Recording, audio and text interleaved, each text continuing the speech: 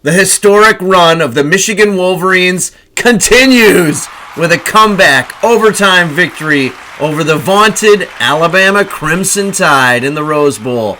I was there to witness Michigan slaying the dragon and punching its ticket to a national championship game in Houston, Texas, against soon-to-be Big Ten Conference member, the Washington Huskies. Well, it's been a couple of days, but do all Wolverine fans really realize just what this team has accomplished by overcoming more adversity than most teams face in 2 or 3 seasons, by beating college football titans at their own game? This 2023-2024 Michigan Wolverine football team, win or lose on Monday, January 8th, has already cemented its legacy as one of the greatest Michigan football teams of all time. And Michigan is now commencing to rewrite the landscape of college football. The Big Ten Conference, which was dominated by Ohio State for the better part of 20 years, and college football, which has been dominated by more than a decade by Southern teams, mostly SEC teams, and mostly Alabama. Michigan has ended both of those dynasties, taking over as the clear top dog in the Big Ten. Let's face it, Ohio State's football program is basically crumbling to pieces over the past month. And now, Michigan has assured that the new national champion will not be from the SEC, but will be a team with a northern or northwestern address, either Seattle or Ann Arbor. Folks, this is remarkable stuff, okay? I have been trying and pleading with Wolverine fans to explain this fact since mid-September this season. Michigan is building a new Alabama, and this Michigan team is the culmination of everything that Jim Harbaugh was trying to build when he was brought to Ann Arbor on December 29th, 2014, to take over a mediocre Michigan program mired in obscurity. This team is different. This team is special, and this team is absolutely fueled by all the doubters and haters who have questioned this team for months, making up silly fairy tales that just weren't true. Let's go blue! I mean, as fans, do we even deserve or appreciate this team and just what they have accomplished? Well, we're going to discuss that and a whole lot more today on another episode of Wolverine Fan Therapy. Big yards. 3 Michigan tight ends in the ballgame. They handed to Corey McGinn, who makes a cut. First down. Spins and scores. Blake Corum puts Michigan on top in overtime. It wasn't fancy. It was just old school determination. It's Williams in motion. Low snap. Milroe stopped. Michigan makes a stand and comes up with a milestone playoff victory.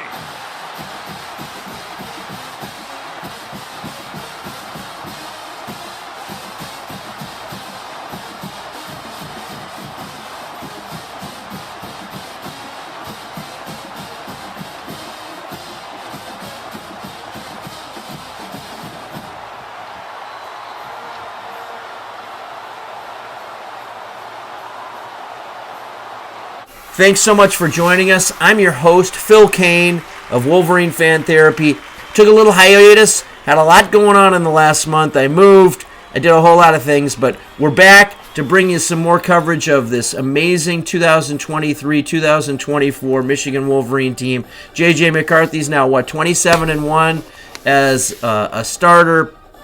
Just outstanding. If you enjoy this content, if you like what we're doing here, I want to direct you to please subscribe to our YouTube channel. Also direct you to our Patreon page where you can support us in many ways. But most important, tell your friends about us. Like and subscribe to our YouTube channel. Like and subscribe our podcast on whatever podcast service you use.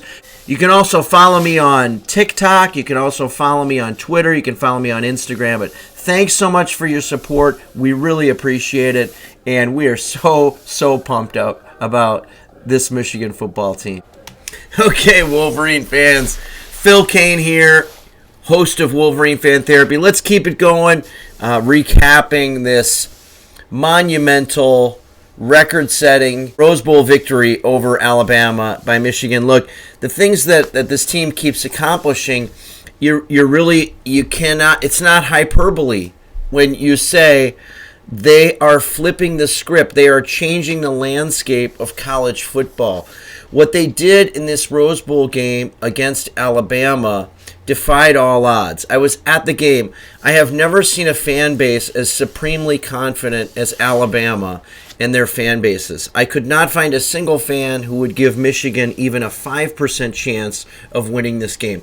And, you have to hand it to them. I mean, the success that they've had over the last 10, 12 years under Nick Saban, the amount of players that have become NFL starters, NFL Pro Bowlers, they're just accustomed to winning, and they're not accustomed to losing to any team not named Georgia. And so they just didn't think Michigan could do what Michigan did. Holding Alabama to its lowest total yardage total in 7 years. I think it was 280 yards of total offense, 288 yards of total offense. Michigan literally almost losing the game because of special teams, having basically a special teams meltdown. Without that, that's what kept Alabama in the game and almost cost Michigan the game a few different times.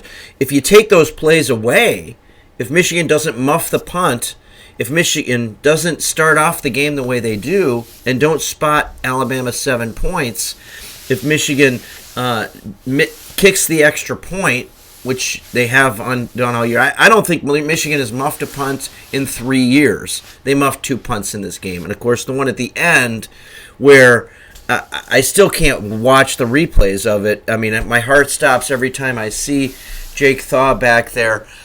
But, again, putting this in context. Okay, so Michigan falls behind 7-0.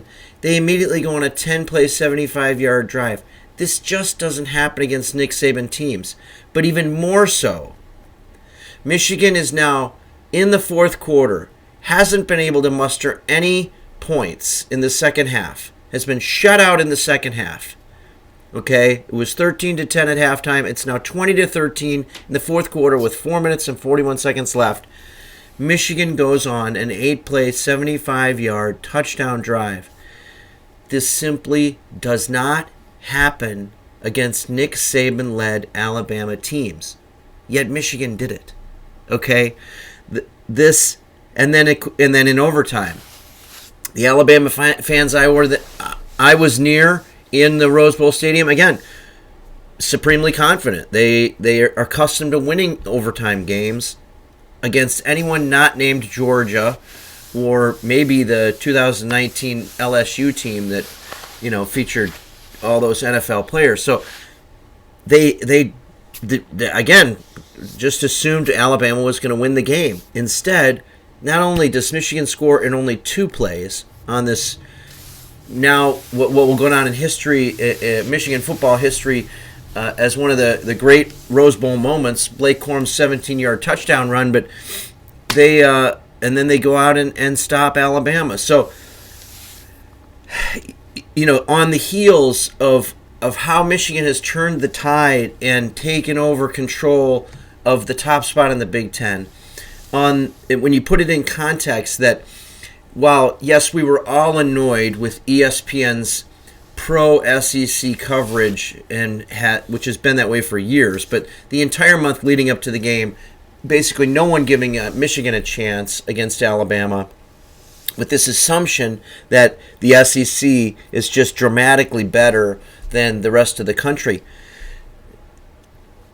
But given what's gone on in college football for the past 10, 15, 20 years, you can understand to some degree why there is that bias.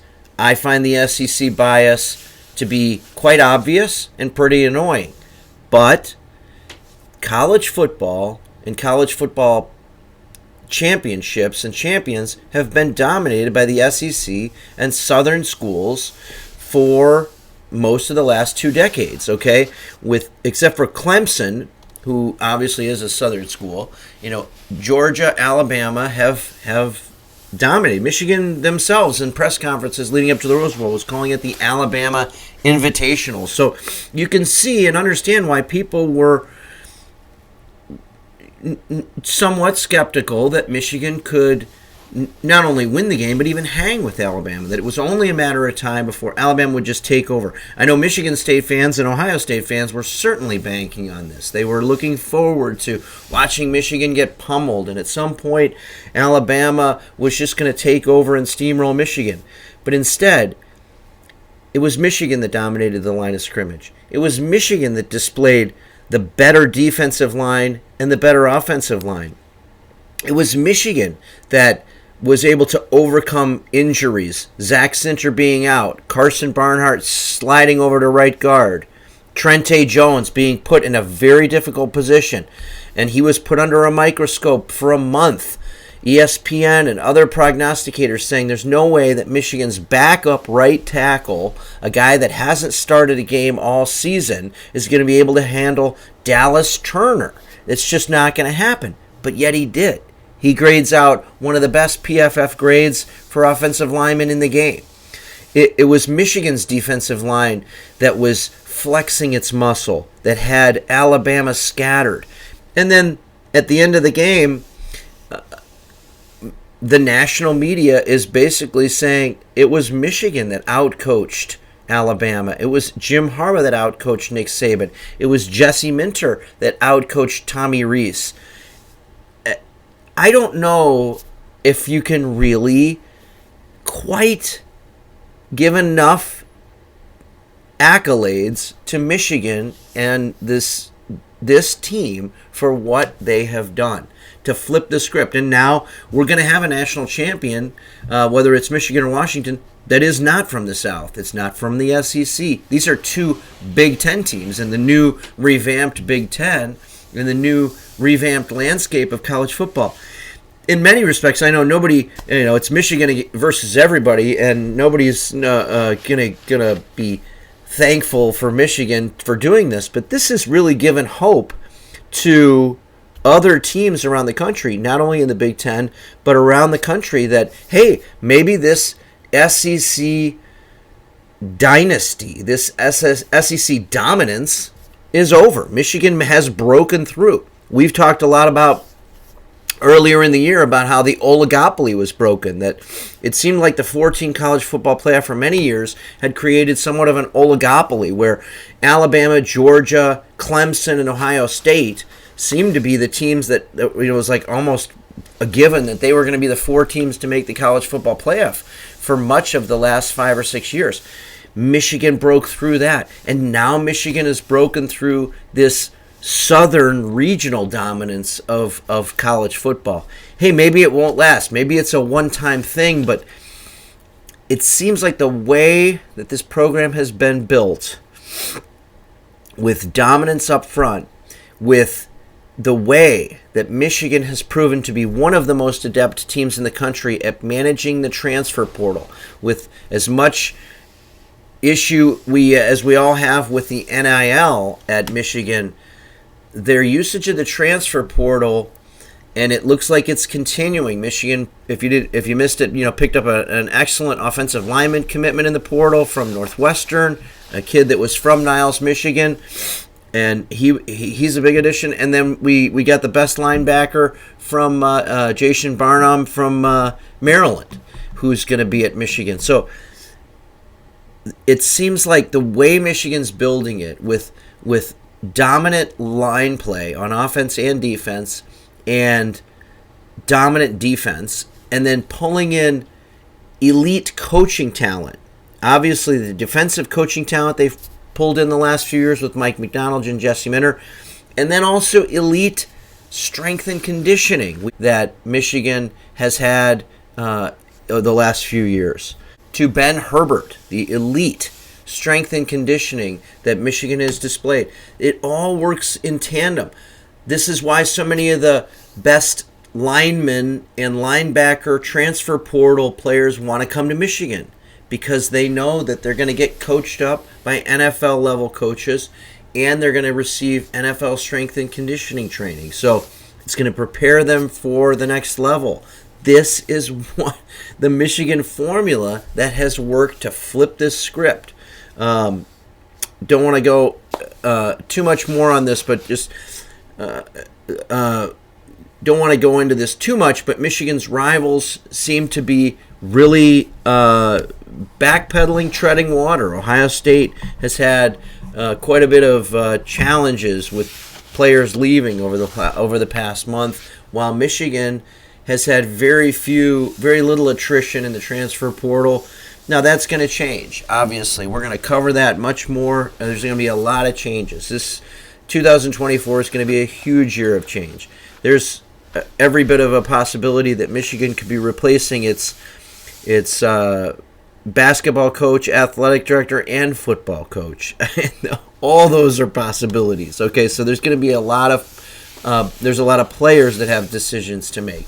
But this is also true of all the other teams. Okay, Dallas Turner announced that he was foregoing his eligibility and leaving for the NFL draft before he had even taken a shower after the Rose Bowl. I think he was, I don't even know if he had left the field yet.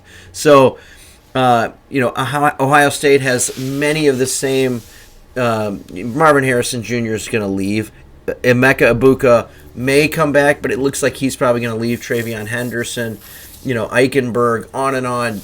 Cade Stover, they're probably all going to leave too. So anybody that tells you, oh, Michigan's done, they're just going to have a huge fall next year, I don't believe it. I think the schedule, the expanded 12-team playoffs, there's so many things changing in college football. But again, Michigan has an elite sophomore class.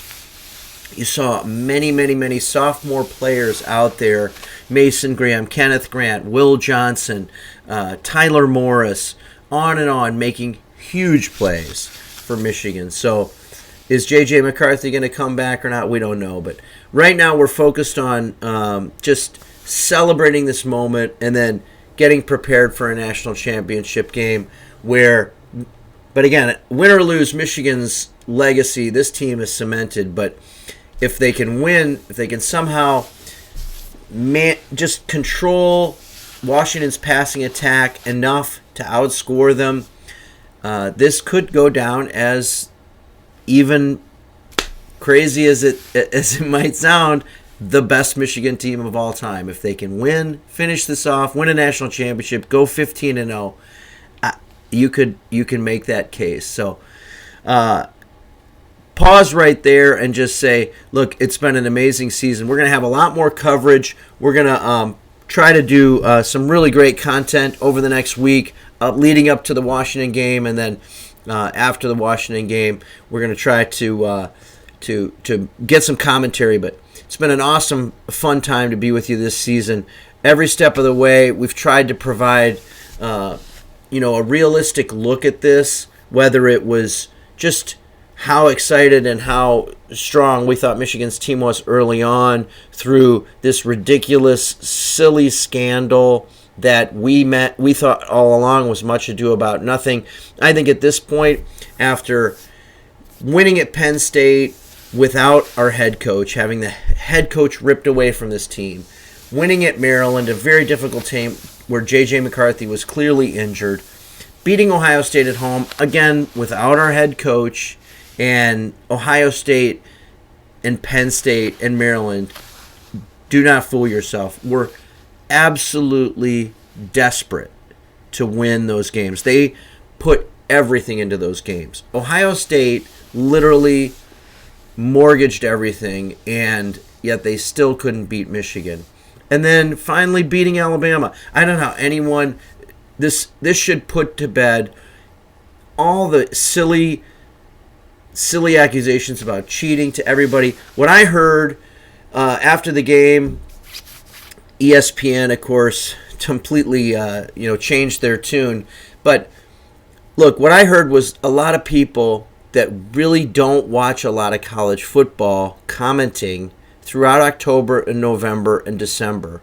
And then all of a sudden after the Rose Bowl, it was like they actually watched Michigan play for the first time. Over 28 million people, or close to 28 million people, watched the Rose Bowl. It was one of the largest audiences ever for a college football game. It was like a lot of them were just watching Michigan play for the first time and just realizing, oh, so I guess Michigan has about as much NFL talent and future NFL players as Alabama does. Oh, wow.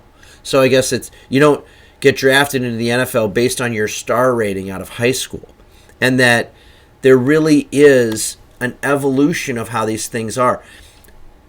With the transfer portal, and in this transfer portal era, you can't just use star ratings, okay? Gone are the days where you can just say, well, this team has, 25 stars and 44 stars from high school, and they're playing a team that only has a couple 5 stars and 10 or 24 stars, so the first team should win.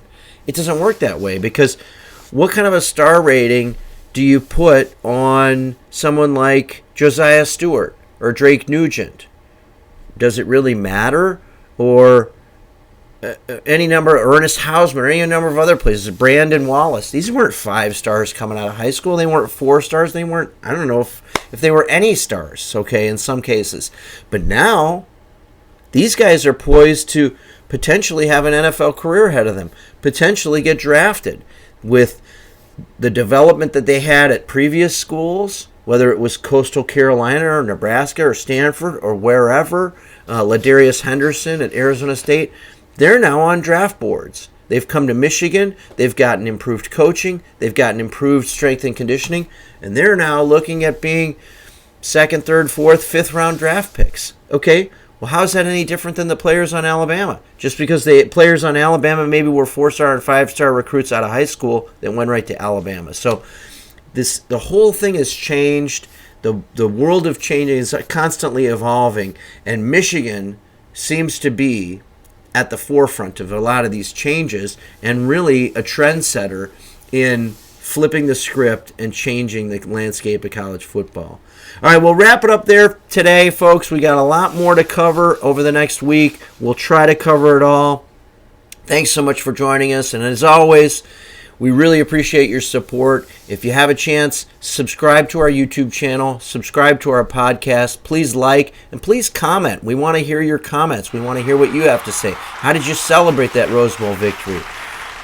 If you think I'm crazy or you think Michigan still is just a bunch of jerkwads, please comment. We love to hear it. So thanks again.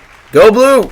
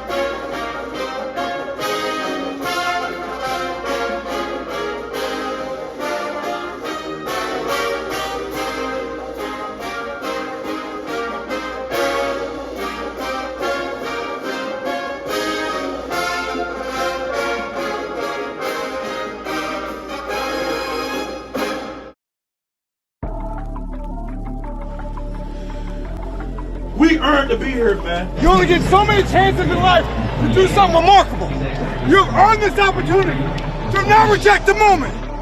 This setting in the history and the soul of this stadium just comes alive on a day like this. Pass to retreat, he's sacked. Michigan flies in there. McCarthy looking for the end zone, has a man wide open, and it's Corum walking in. And Milroe's going to be knocked out yet again. Down goes Milroe. A fifth for Michigan in this half. And the catch is made by Tyler Marsh, who tightropes down the sidelines. Pitch it to him. Touchdown as Wilson walks in. Spins and scores. Blake Corum puts Michigan on top. Low snap. Milroe stopped. Michigan makes a stand and comes up with a milestone playoff victory. We got one more game left, so it's job's not finished yet. We're going to the Natty. Woo!